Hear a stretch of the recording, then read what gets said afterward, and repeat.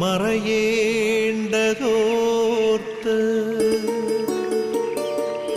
ചന്ദ്രനക്ഷത്രാദികൾ വിതുമ്പുമ്പോൾ മാറ്റമില്ലാതെങ്ങും വിരാജിക്കും ദൈവമേ, അങ്ങയെ വാഴ്ത്തുന്നു ഞങ്ങൾ. ഉദിച്ചെങ്ങും പ്രഭതൂകും പാരിലെ സൂര്യരശ്മിയേക്കാൾ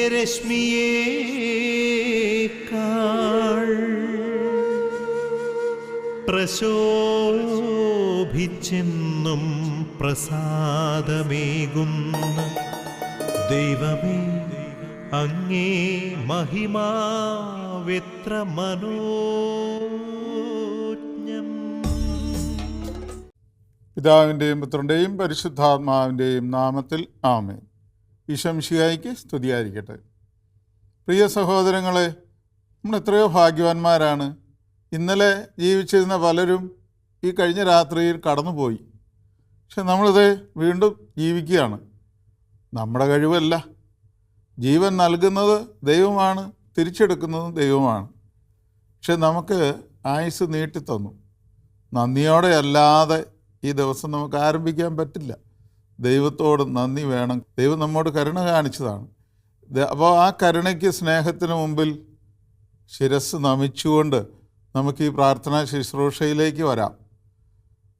ലോകമെമ്പാടുമുള്ള എല്ലാ ഗുഡ്നസ് TV പ്രേക്ഷകരെയും ഒത്തിരി സ്നേഹത്തോടെ ഈ പ്രഭാത വിരുന്നിലേക്ക് സ്വാഗതം ചെയ്യുന്നു.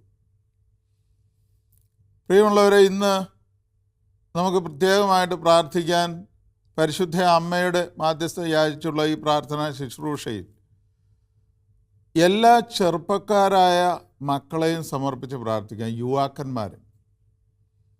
കാരണം ഇന്ന് ഏറെ വഴി തെറ്റിപ്പോകുന്ന അനുഭവങ്ങൾ, വിശ്വാസത്തിൽ നിന്ന് വ്യതിചലിച്ചു പോകുന്നു. കുർബാനയില്ല, കുമ്പസാരമില്ല, പ്രാർത്ഥനയില്ല, മാതാപിതാക്കന്മാരോട് അനുസരണയില്ല, ഇഷ്ടം പോലെ പോവുകയാണ്. വഴിവിട്ട ജീവിതങ്ങളും ദുശീലങ്ങൾ, മയക്കുമരുന്നും മദ്യപാനവും ലഹരി, ഇങ്ങനെയൊക്കെ പോകുന്ന ആളുകളുടെ എണ്ണം യുവാക്കളുടെ ഇടയിൽ വർദ്ധിക്കുന്നതുകൊണ്ട് എല്ലാ യുവാക്കളെയും സമർപ്പിച്ച് നമുക്ക് പ്രാർത്ഥിക്കാം. പരിശുദ്ധ അമ്മയോട് പ്രാർത്ഥിക്കാം. നന്മ നിറഞ്ഞ മറിയമേ സ്വസ്തി, കർത്താവ് അങ്ങയുടെ കൂടെ സ്ത്രീകളിൽ അങ്ങ് അനുഗ്രഹിക്കപ്പെട്ടവളാവുന്നു. അങ്ങയുടെ ഉദരത്തിന് ഫലമായി ഈശോ അനുഗ്രഹിക്കപ്പെട്ടവനാവുന്നു. പരിശുദ്ധ മറിയമേ തമ്പുരാൻ്റെ അമ്മേ, പാപികളായ ഞങ്ങൾക്ക് വേണ്ടി ഇപ്പോഴും ഞങ്ങളുടെ മരണസമയത്തും തമ്പുരാനോട് അപേക്ഷിക്കണമേ. ആമേൻ. പ്രിയമുള്ളവരെ, നമുക്കിന്ന് കർത്താവിൻ്റെ ഇന്നത്തെ വചനം, നമുക്കുള്ള വചനം, ദൈവം തരാൻ ഉദ്ദേശിക്കുന്ന വചനം നമുക്ക് ശ്രവിക്കാം. നമ്മുടെ ഹൃദയങ്ങളെ നമുക്ക് ഒരുക്കാം. പിതാവായ ദൈവമേ, പുത്രനിലൂടെ നൽകുന്ന വചനത്തെ ഓർത്ത് നന്ദി പറയുന്നു. കർത്താവേ, ഈ വചനം ശ്രവിക്കാൻ പലപ്പോഴും ഞങ്ങളുടെ ഉള്ളിലുള്ള മുള്ളുകൾ നിറഞ്ഞ ഹൃദയം, അതുപോലെ പാറ പോലെ ഉറച്ച ഹൃദയം, കഠിനമായ ഹൃദയം, അതുപോലെ സ്വാർത്ഥത നിറഞ്ഞ ഇടുങ്ങിയ ഹൃദയം, ഇത്തരം ഹൃദയങ്ങളെയൊക്കെ മാറ്റി, തണുത്ത് മരവിച്ച് ഞങ്ങളുടെ ഹൃദയങ്ങളെ മാറ്റി നിർമ്മലമായ ഒരു ഹൃദയം, വചനത്തെ സ്വീകരിക്കാൻ തക്ക വിധത്തിൽ ഒരുക്കമുള്ള ഒരു ഹൃദയം നൽകി ഞങ്ങളെ അനുഗ്രഹിക്കണമേ എന്ന് പ്രാർത്ഥിക്കുന്നു. നിത്യപിതാവും പുത്രനും പരിശുദ്ധാത്മാവുമായ സർവേശ്വര എന്നേക്കും ആമേൻ. പരിമളത്തിനുറവയാം നറുസൗരഭ്യമാകട്ടെ ഞങ്ങളുമീ മണ്ണിൽ.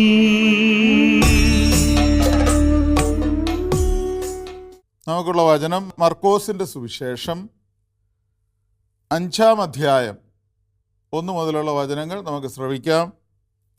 അവർ കടലിൻ്റെ മറുകരയിൽ ഗരസേനരുടെ നാട്ടിലെത്തി. അവൻ വഞ്ചിയിൽ നിന്നിറങ്ങിയ ഉടനെ അശുദ്ധാത്മാവ് ബാധിച്ച ഒരുവൻ ശവകുടീരങ്ങൾക്കിടയിൽ നിന്ന് എതിരെ വന്നു. ശവകുടീരങ്ങൾക്കിടയിൽ താമസിച്ചിരുന്ന അവനെ ചങ്ങല കൊണ്ടുപോലും ബന്ധിക്കാൻ കഴിഞ്ഞിരുന്നില്ല. പലപ്പോഴും അവനെ കാൽവിലങ്ങുകളാലും ചങ്ങലകളാലും ബന്ധിച്ചിരുന്നെങ്കിലും അവൻ ചങ്ങലകൾ വലിച്ചു പൊട്ടിക്കുകയും കാൽവിലങ്ങുകൾ തകർത്ത് കളയുകയും ചെയ്തിരുന്നു. അവനെ ഒതുക്കി നിർത്താൻ ആർക്കും കഴിഞ്ഞിരുന്നില്ല. രാപകൽ അവൻ കല്ലറകൾക്കിടയിലും മലകളിലുമായിരുന്നു. അവൻ അലറി വിളിക്കുകയും കല്ലുകൊണ്ട് തന്നെ മൂർപ്പെടുത്തുകയും ചെയ്തിരുന്നു. അകലെ വെച്ച് തന്നെ അവൻ യേശുവിനെ കണ്ട് ഓടി വന്ന് അവനെ പ്രണമിച്ചു. ഉച്ചത്തിൽ നിലവിളിച്ചുകൊണ്ട് അവൻ പറഞ്ഞു, മഹോന്നതനായ ദൈവത്തിൻ്റെ പുത്ര യേശുവേ, അങ്ങ് എൻ്റെ കാര്യത്തിൽ എന്തിന് ഇടപെടുന്നു? ദൈവത്തെക്കൊണ്ട് ആണയിട്ട് ഞാൻ അങ്ങയോട് അപേക്ഷിക്കുന്നു, അങ്ങ് എന്നെ പീഡിപ്പിക്കരുത്. കാരണം അശുദ്ധാത്മാവേ, ആ മനുഷ്യരിൽ നിന്ന് പുറത്തു വരൂ എന്ന് യേശു ആജ്ഞാപിച്ചിരുന്നു. നിന്റെ പേരെന്താണ്? യേശു ചോദിച്ചു. അവൻ പറഞ്ഞു, എൻ്റെ പേര് ലഗിയോൺ. ഞങ്ങൾ അനേകം പേരുണ്ട്. തങ്ങളെ ആ നാട്ടിൽ നിന്ന് പുറത്താക്കരുതേ എന്ന് കേണപേക്ഷിച്ചു. വലിയ ഒരു പന്നിക്കൂട്ടം മലയരികിൽ മേയുന്നുണ്ടായിരുന്നു. ഞങ്ങളെ ആ പന്നിക്കൂട്ടത്തിലേക്ക് അയക്കുക, ഞങ്ങൾ അവയിൽ പ്രവേശിച്ചു കൊള്ളട്ടെ എന്ന് അവർ അപേക്ഷിച്ചു. അവൻ അനുവാദം നൽകി. അശുദ്ധാത്മാക്കൾ പുറത്തു വന്ന് പന്നിക്കൂട്ടത്തിൽ പ്രവേശിച്ചു. പ്രിയമുള്ളവരെ,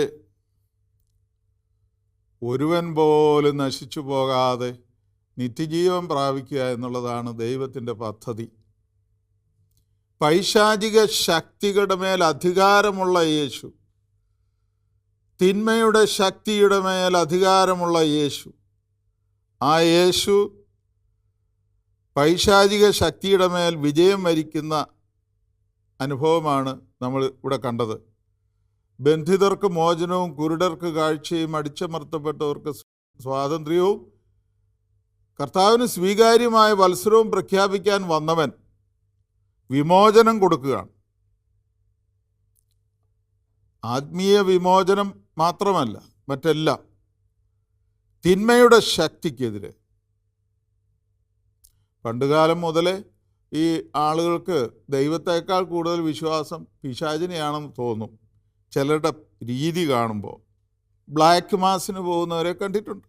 ഈ ചിലരെ സംബന്ധിച്ചിടത്തോളം അത് ക്രൈസ്തവരെന്ന് അഭിമാനിക്കുന്ന ചിലരെങ്കിലും ചാത്തൻ സേവയിലേക്കും ബ്ലാക്ക് മാസിനും ഒക്കെ പോകുന്ന അനുഭവങ്ങളുണ്ട്. അപ്പോൾ വാസ്തവത്തിൽ ഒരു വല്ലാത്ത പൈശാചിക സ്വാധീനം ഇന്ന് മിക്ക മനുഷ്യരിലുമുണ്ട്. തിന്മയുടെ മേൽ നന്മയെ വിജയിക്കുകയുള്ളൂ. പക്ഷേ തിന്മ അലർന്ന സിംഹത്തെ പോലെ സാത്താൻ ആരെ വിഴുങ്ങേണ്ടുവെന്ന് കരുതി നടക്കുകയാണെന്ന് പത്രോസ്ലീഹയുടെ ലേഖനത്തിൽ പറയുന്നത് ഇന്ന് വളരെ ശരിയാണ്. അപ്പോൾ ഇവിടെ മനസ്സിൻ്റെ സമനില തെറ്റിയ പിശാച് ബാധിതനെ കർത്താവ് സുഖപ്പെടുത്തുന്നതാണ് നമ്മൾ സുവിശേഷത്തിൽ കണ്ടത്. ഇവൻ്റെ ചില പ്രത്യേകതകളുണ്ട്.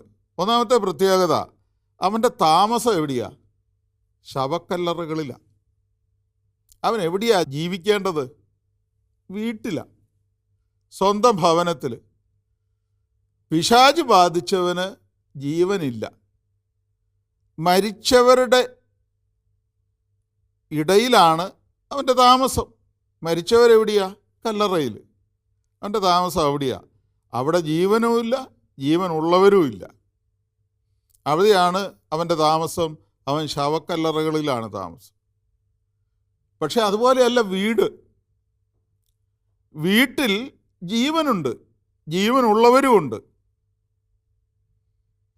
ഇപ്പോൾ സിമിത്തേരിയിൽ മറിച്ച വീട്ടിൽ ബന്ധങ്ങളുണ്ട്. എന്നാൽ ഇന്ന് പല വീടുകളിലും ബന്ധങ്ങൾ തകർന്ന് ശിഥിലമായി പിശാചിൻ്റെ അടിമകളായി പോകുന്ന അനുഭവമുണ്ട്. അതൊരു വീട്ടിൽ കയറി ചെല്ലുമ്പോൾ തന്നെ മനസ്സിലാകാൻ പറ്റും. പരസ്പരം കമ്മ്യൂണിക്കേഷനില്ല, ആശയവിനിമയമില്ല, മിണ്ടാതെ നടക്കുക. മാസങ്ങളോളം മിണ്ടാതെ നടക്കുന്ന അമ്മ മരുമക്കളോ മക്കൾ മാതാപിതാക്കളോ ഉള്ള കുടുംബങ്ങൾ. ചില വീട്ടിൽ സിമിത്തേരി പോലെയാ, ശ്മശാന മൂകത. അത് ചിലപ്പോൾ ചില സമൂഹങ്ങളിൽ ഇത് കാണാൻ പറ്റും. ആളനക്കമില്ല, മിണ്ടാട്ടമില്ല. ഇന്ന് പല കുടുംബങ്ങളിലും ഇതേ അവസ്ഥ, പിശാച് ബാധിച്ചവൻ്റെ അവസ്ഥയാണ്. ഇപ്പോൾ സാത്താൻ മനുഷ്യരുടെ ചിന്തകളെ, വാക്കുകളെ, പ്രവൃത്തികളെ നിയന്ത്രിക്കുവാണ്. ദൈവാത്മാവിനാൽ നയിക്കപ്പെടേണ്ട ദൈവമക്കൾ പിശാചിനാൽ നിയന്ത്രിക്കപ്പെടുന്ന അനുഭവം. അവിടെയാണ് വാസ്തവത്തിൽ ഇവിടെ സുവിശേഷത്തിൽ കാണുന്ന ഈ പിശാച് ബാധിതൻ്റെ സ്വഭാവം. അത് നമ്മളിൽ പലർക്കും. രണ്ടാമതുള്ള അയാളുടെ പ്രത്യേകത, ആർക്കും അവനെ നിയന്ത്രിക്കാൻ പറ്റുന്നില്ല എന്നുള്ളതാണ്. നമുക്കറിയാമല്ലോ, നമ്മുടെ സമൂഹത്തിലാണെങ്കിലും ചിലപ്പോഴൊക്കെ ചിലരൊക്കെ ഇങ്ങനെ അങ്ങോട്ട് ഓവറായി നിൽക്കുന്ന കണ്ടിട്ടില്ലേ? പറഞ്ഞാൽ കേൾക്കില്ല, അനുസരിക്കില്ല, വിധേയത്വമില്ല. ഒരുത്തം പറഞ്ഞാലും അംഗീകരിക്കാത്ത ചില ആളുകളെ പലപ്പോഴും കാണാറുണ്ട്. മാതാപിതാക്കളുടെ പിടിവിട്ട്, അതുപോലെ തന്നെ അകന്നു പോകുന്ന മക്കൾ, അനുസരണയില്ല, ഇഷ്ടം പോലെ പ്രവർത്തിക്കുന്ന അനുഭവങ്ങൾ, ലഹരി വഴിവിട്ട ബന്ധങ്ങളിലേക്കൊക്കെ പോകുന്ന അനുഭവങ്ങൾ. അതിനേക്കാൾ ഉപരി മുതിർന്ന ആളുകൾ പോലും ചിലപ്പോഴൊക്കെ ഈ മറ്റുള്ളവരെ അംഗീകരിക്കാൻ ബുദ്ധിമുട്ടുള്ളവർ, അവർ വലിയ ആളുകളായിട്ട് കാണിക്കും, ആർക്കും വഴങ്ങിക്കൊടുക്കുകയില്ല. ഈ ആന പൂരത്തിന് നിൽക്കുന്നത് പോലെയാണ്. പൂരത്തിന് ആന നിൽക്കുന്നതും ഒരാളുടെ പുറകിൽ വേറൊരാൾ ആന നിൽക്കുമോ? നിൽക്കുകയില്ല. അവർ നിരക്കേ നിൽക്കുകയുള്ളൂ. ഒരാനയുടെ പുറകിൽ വേറൊരുത്തൻ നിൽക്കുകയില്ല. അതേ അനുഭവമാണ് ചിലർ. അപ്പോൾ ഇത് അതുപോലെ തന്നെ അവനെ ഒതുക്കാൻ സാധിക്കില്ല. ആർക്കും വഴങ്ങാത്ത മക്കൾ, ആർക്കും വഴങ്ങാത്ത മരുമക്കൾ, ഇതൊക്കെ പലപ്പോഴും പല കുടുംബങ്ങളിലും കാണാൻ പറ്റും. അതുപോലെ മറ്റൊരു പ്രത്യേകതയാണ് ക്ഷിപ്രകോപം. ഈ പിശാച് ബാധിതന് പൊട്ടിത്തെറിക്കുന്ന സ്വഭാവമുള്ള ആളുകളില്ലേ? ഇവിടെ ഇയാൾ കാൽവിലങ്ങുകളാലും ചങ്ങലകളാലും ബന്ധിച്ചിരുന്നെങ്കിലും ചങ്ങലകൾ വലിച്ചു പൊട്ടിക്കിരുന്നു, വിലങ്ങുകൾ തകർത്ത് കളയും. അവനെ ഒതുക്കി നിർത്താൻ ആർക്കും കഴിഞ്ഞില്ല. അപ്പോൾ ഇതുപോലെ തന്നെയാണ് ക്ഷിപ്രകോപം, പൊട്ടിത്തെറിക്കുന്ന സ്വഭാവം. അതെന്തുകൊണ്ടാണ്? പലതരത്തിലുള്ള ഈ പത്രം എടുത്ത് നോക്കിയാൽ നമുക്ക് മനസ്സിലാക്കാൻ പറ്റും. പെട്ടെന്ന് തോന്നുന്ന ക്ഷിപ്രകോപം കൊണ്ട് വരാവുന്ന ദുരന്തങ്ങൾ, അലറി വിളിക്കുന്ന സ്വഭാവം. ചില വീടുകളിലൊക്കെ കുടുംബനാഥന്മാർ ചട്ടിയും കലവും പാത്രവും എടുത്ത് എറിയുന്ന കണ്ടിട്ടുണ്ട്. അപ്പോൾ ഇത് പൊട്ടിത്തെറിക്കുന്ന സ്വഭാവം, ഇത് ഈ പൈശാചിക സ്വാധീനം ശക്തമായിട്ട് നിൽക്കുകയാണ്. അയൽക്കാർക്ക് പോലും ഒരു സമാധാനം കൊടുക്കുകയില്ല. അവർ വീട്ടിൽ കയറി വന്നാൽ പ്രാർത്ഥിക്കാൻ സമ്മതിക്കില്ല. ഇത്തരക്കാരെ തിരുത്താനും ഉപദേശിക്കാനും ചെന്നാൽ അവരിങ്ങോട്ട് തട്ടിക്കയറുകയുള്ളൂ. അതാണ് വാസ്തവത്തിൽ പിശാച് ബാധിതൻ്റെ ഒരു പ്രത്യേകത. അതുപോലെ തന്നെ ഇവിടെ പറയുന്നുണ്ട്, അവൻ കല്ലുകൊണ്ട് തന്നെ മുറിപ്പെടുത്തുകയും ചെയ്തിരുന്നു. സ്വയം മുറിപ്പെടുത്തുകയാണ്. സ്വയം മുറിപ്പെടുത്തുന്നത് മാത്രമല്ല ഇയാൾ ചെയ്യുന്നത്, മറ്റുള്ളവരെ മുറിപ്പെടുത്തുക എന്നുള്ളതാണ്. കുത്തുവാക്കുകൾ, താഴ്ത്തിക്കെട്ടുന്ന വാക്കുകൾ പിശാച് ബാധയുടെയാണ്. അത് മറ്റുള്ളവരെ ചെറുതായി കാണുക, മുഖത്തടിച്ചതുപോലെ പറയും, പരിഹസിക്കുക, ചെറുതാക്കി പറയുക, താഴ്ത്തിക്കെട്ടുക, മറ്റുള്ളവരുടെ മുമ്പിൽ നാണം കെടുത്തുന്ന വാക്കുകൾ, പൈശാചിക സ്വാധീനം. അതുപോലെ തന്നെ ഇവൻ്റെ പ്രത്യേകത, ഇവൻ വസ്ത്രം ധരിക്കാറില്ലെന്ന് പറയുന്നുണ്ട്. എന്താണ് ധരിക്കേണ്ടതെന്ന് നിശ്ചയമില്ലാത്തതുകൊണ്ട് ഒന്നും ധരിക്കാതിരിക്കുക, അതവൻ്റെ പ്രത്യേകത. അപ്പോൾ ഇവൻ അലക്കുകയില്ല, കുളിക്കുകയില്ല, മുടിയും വെട്ടുകയില്ല. ഇപ്പം ചില പിള്ളേരൊക്കെ നടക്കുന്നത് കാണാം, മുടി എങ്ങനെയാണ് നടക്കുന്നതെന്ന് മൃഗമാണോ എന്ന് പോലും തോന്നിപ്പോകും. അപ്പോൾ ഇതുപോലെയുള്ള സ്വഭാവം. അതുപോലെ ഇവൻ്റെ മറ്റൊരു പ്രത്യേകതയാണ്, ഇവൻ മറ്റുള്ളവർക്ക് സ്വസ്ഥത കൊടുക്കുകയില്ല. അതാണ്. എങ്ങനെയാണ്? ഉള്ളിൽ സ്വസ്ഥതയുണ്ടെങ്കിലല്ലേ മറ്റുള്ളവർക്ക് സ്വസ്ഥത കൊടുക്കാൻ പറ്റുള്ളൂ. ഉള്ളിൽ അഗ്നിപർവ്വതം പോലെയാ, ഇളകി മറിയുക, ഉള്ളിൽ കൊടുങ്കാറ്റാണ്. അവനങ്ങനെ ശാന്തമാകാൻ പറ്റും. അതുകൊണ്ട് ആർക്കും ഒരു സ്വസ്ഥത കൊടുക്കുകയില്ല. ഇത് ഇവൻ്റെ പ്രത്യേകതയാണ്. പൈശാചികമായ സ്വാധീനമുള്ള വ്യക്തികൾക്ക് ഇത് തന്നെയാണ് അനുഭവം. അതുപോലെ തന്നെ ആരുമായിട്ട് ഒത്തുപോവുകയില്ല. ചില മനുഷ്യരങ്ങനെയാണ്, ഒരു മനുഷ്യനോടും ഒരു ബന്ധവും ഇല്ലെന്ന് മാത്രമല്ല, ആരോടും എന്തിനോടും എപ്പോഴും ഉടക്കും. പുല്ല് തിന്നുകയില്ല, തീറ്റിക്കുകയില്ല. ഇതുപോലെയുള്ള അങ്ങനെയുള്ളപ്പോൾ എന്താ സംഭവിക്കുക? ബന്ധങ്ങൾ കുറയും. അയൽക്കാരോട് പോലും ഒരു ബന്ധമില്ല, അയൽക്കാരുമായും വീട്ടുകാരുമായും ഒക്കെ വഴക്കാം. അപ്പോൾ ഇങ്ങനെയുള്ള ആളുകൾ നമ്മുടെ കൂട്ടത്തിൽ കാണും. അത് ശരിക്കും ശ്രദ്ധിച്ചാൽ മനസ്സിലാകും. ഇതുപോലുള്ള ആളുകൾക്ക് പല മുഖങ്ങളുണ്ട്. അതാണ് ഈ പിശാച് ബാധിതനോട് കർത്താവ് ചോദിക്കുന്നുണ്ട്, നിൻ്റെ പേരെന്താണ്?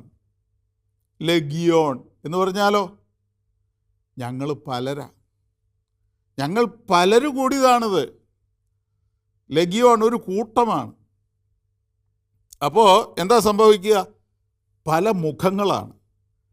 ചിലരൊക്കെ ഈ പുറമേ കാണുന്ന മുഖമല്ല, അയാൾക്ക് ഉള്ളിൽ വേറെ പല മുഖങ്ങളുണ്ട്. ഇന്ന് കാപട്യം എവിടെ പല മനുഷ്യരിലും കാണുന്ന പ്രത്യേകത ഏതാണ്? ഉള്ളിൽ കാണുന്ന ഒന്ന് വേറെ, പല്ലിളിച്ച് കാണിക്കും, പക്ഷേ ഉള്ളിൽ കത്തിയ. നമ്മളെ അഭിനന്ദിക്കും പല കാര്യങ്ങളിലും, പക്ഷേ മാറുമെന്ന് നമ്മുടെ കുറ്റം പറയും. ഉള്ളിലൊന്ന്, പുറമേ കാണിക്കുന്നത് വേറൊന്ന്, അഭിനയം. കർത്താവ് ഏറ്റവും കൂടുതൽ വെറുക്കുന്നത് അതാണ്, കാപട്യം. അപ്പോൾ ഇതേപോലെയുള്ള അനുഭവം പല മുഖങ്ങൾ ഉള്ളതുകൊണ്ടാണ്. അപ്പോൾ ഇതുപോലെയുള്ള സാത്താൻ്റെ നിയന്ത്രണത്തിലുള്ള മനുഷ്യർക്ക് പല മുഖങ്ങൾ കാണും. അപ്പോൾ ആത്മീയ ജീവിതത്തിലും പല മുഖങ്ങളുള്ളവരുണ്ട്. പ്രാർത്ഥനയും ധ്യാനവും എല്ലാം ഉണ്ട്. പല ധ്യാന കേന്ദ്രങ്ങളിലും പോകും, ഉള്ള നവേന പള്ളികളിലെല്ലാം പോയി നവേനയ്ക്കും പോകും, വേളാങ്കണ്ണിക്കും പോകും, ഭക്തസംഘടനകളിലെല്ലാം പ്രവർത്തിക്കുന്നുണ്ടാകും. പക്ഷേ കുടുംബ യൂണിറ്റിലുമൊക്കെ പ്രവർത്തിക്കും, ഭാരവാഹിയാണ്. ഇതൊക്കെ ചെയ്തിട്ടും ഉള്ളിൽ വെറുപ്പും വിദ്വേഷവും പകയും വെച്ച് പുലർത്തിക്കൊണ്ട് നടക്കുന്ന ആളുകൾ കക്ഷത്തിൽ ബൈബിളും വെച്ചാണ് നടക്കുന്നത്, പക്ഷേ ജീവിതത്തിൽ അതില്ല. പൈശാചിക സ്വാധീനം, അസൂയയും അഹങ്കാരവും ധാർഷ്ട്യവും ധിക്കാരവും ദുശീലങ്ങളും എല്ലാം ഉള്ളിൽ ഒതുക്കിക്കൊണ്ട് നടക്കുന്ന അനുഭവങ്ങളാണ്. അപ്പോൾ നമ്മൾ സഹോദരങ്ങളെ മറക്കുന്ന ഭക്താനുഷ്ഠാനങ്ങളും ജീവിതത്തെ മറക്കുന്ന പ്രാർത്ഥനയും കൂടെയുള്ളവരുടെ സങ്കടങ്ങൾ കാണാതെ പോവുകയും ചെയ്യുന്ന ദൈവഭക്തിയും ശുദ്ധ കാപട്യമാണ്. അപ്പം നമുക്ക് ഈ അവസരത്തിൽ പൈശാചിക സ്വാധീനമുള്ള ഈ മേഖലകളെ തിരിച്ചറിഞ്ഞ് കർത്താവെ തൊടണമേ എന്ന് പ്രാർത്ഥിക്കാം. ആബാ പിതാവേ, സ്നേഹാഗ്നിയാൽ ജ്വലിക്കട്ടെ മക്കളാ ഞങ്ങളെല്ലാം.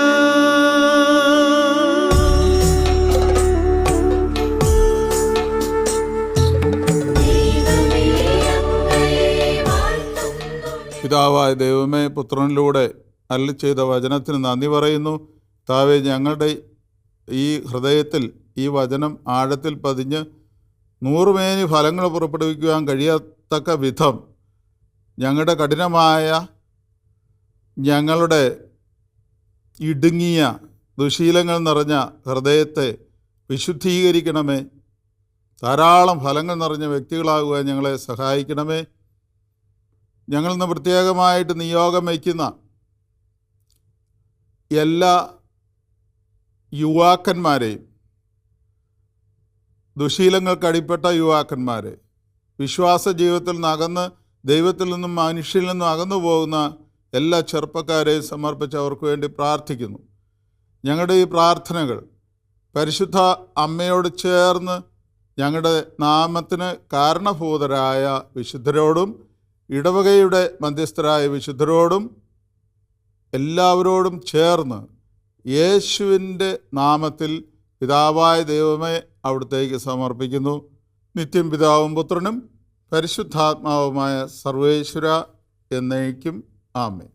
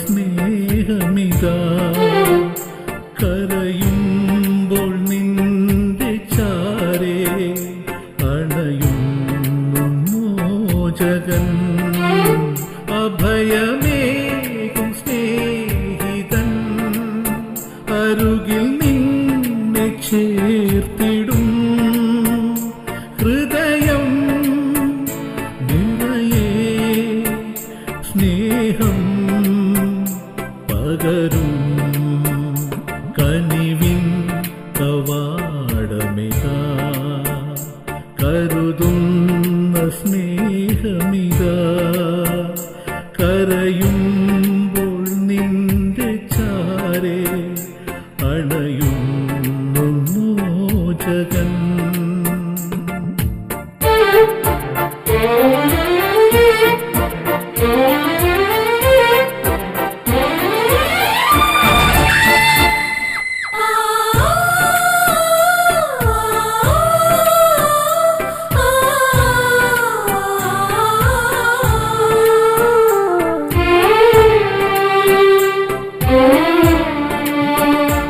എന്നും നിന്റെയുള്ളിൽ വന്നു വാണിടുവാൻ സ്വർഗനാഥൻ നിനക്കായി കാത്തു നിൽപ്പു എന്നും നിന്റെയുള്ളിൽ വന്നു വാണിടുവാൻ സ്വർഗനാഥൻ നിനക്കായി കാത്തു നിൽപ്പു പ്രിയനാഥനായി ഒരുക്കിയിടുവിൻ നിന്റെ മാനസം ദിനവും പ്രിയനാഥനായി ഒരുക്കിയിടുവിൻ നിന്റെ മാനസം ദിനവും നിന്റെ പ്രാണനിൽ കുളിരായവൻ എന്നും നിറഞ്ഞു നിന്നിടും കനിവിൻ കവാടമിതാ കരുതുന്ന സ്നേഹമിതാ കരയുമ്പോൾ നിന്റെ ചാരേ അണയുന്നു മോചകൻ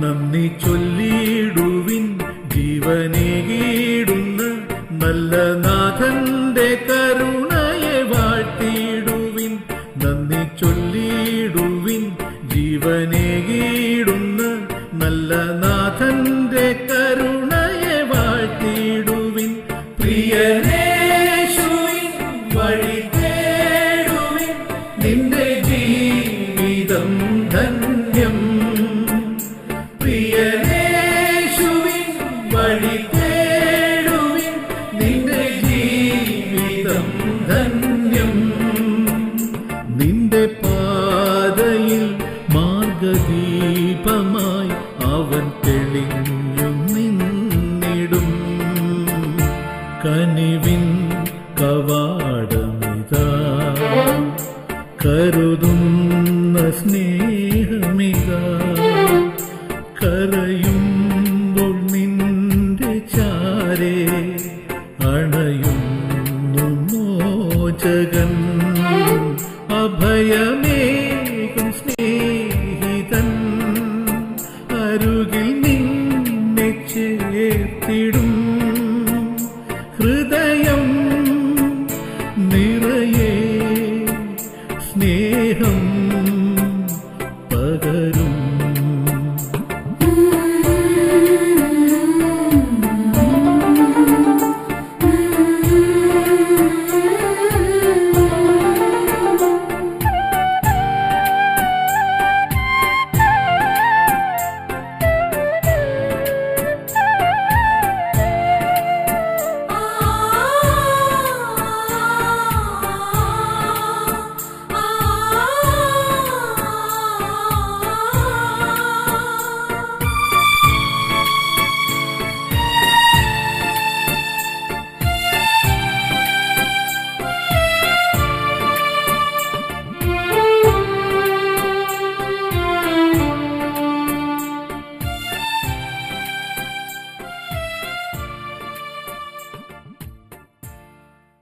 പ്രിയമുള്ളവരെ, നമുക്ക് കർത്താവിൻ്റെ കൃപ ആവശ്യമാണ്. നിനക്കെൻ്റെ കൃപ മതി, കർത്താവ് പറയുന്നുണ്ട്. അപ്പം നമുക്ക് ദൈവത്തിൻ്റെ കൃപ, ദൈവത്തിൻ്റെ സമാധാനം, ദൈവത്തിൻ്റെ ആശീർവാദം അത് നമുക്ക് സ്വീകരിക്കാം. സഭയോട് ചേർന്ന് സഭയെ നയിക്കുന്ന മാർപ്പാപ്പ, മെത്രാന്മാർ, കർദിനാൾമാർ, മെത്രാപ്പൊലീത്താമാർ, വൈദികർ, സമർപ്പിതർ, അൽമായ ശുശ്രൂഷകർ എല്ലാവരോടും ചേർന്ന് ഒരുക്കത്തോടുകൂടി താല്പര്യപൂർവ്വം ദാഹത്തോടെ കർത്താവിൻ്റെ ആശീർവാദം നമുക്ക് സ്വീകരിക്കാം. നമ്മുടെ കർത്താവ് ഈശോ മിശിഹായുടെ കൃപയും പിതാവായ ദൈവത്തിൻ്റെ സ്നേഹവും പരിശുദ്ധാത്മാവിൻ്റെ സഹവാസവും നിങ്ങളെല്ലാവരോടും കൂടെ ഉണ്ടായിരിക്കട്ടെ, ഇപ്പോഴും എപ്പോഴും എന്നേക്കും. ആമേൻ. ഇന്ന് ദൈവത്തോടുകൂടി നമ്മളിപ്പോൾ ആരംഭിച്ച ഈ ദിവസം ദൈവത്തോടുകൂടി പൂർത്തിയാക്കുവാൻ നമുക്ക് ദൈവം നൽകട്ടെ. മരിയൻ കൂടാരങ്ങളിൽ അർപ്പിക്കപ്പെടുന്ന എല്ലാ പ്രാർത്ഥനകളോടും ചേർത്ത് നമുക്കും ഒരു ജപമാല ചൊല്ലി ഡിവൈൻ ശുശ്രൂഷകളുടെ വിജയത്തിനും ഗുഡ്നസ് TV-യുടെ വിജയത്തിനും ഞാൻ മുമ്പ് സൂചിപ്പിച്ച എല്ലാ യുവാക്കന്മാർക്ക് വേണ്ടിയും ഒരു ജപമാല ചൊല്ലി കാഴ്ചവെക്കാം. നമുക്ക് ദൈവം നിങ്ങളെ അനുഗ്രഹിക്കട്ടെ. ഈ ഒരു ദിവസം ശുഭകരമായി തീരട്ടെ. ആമേൻ.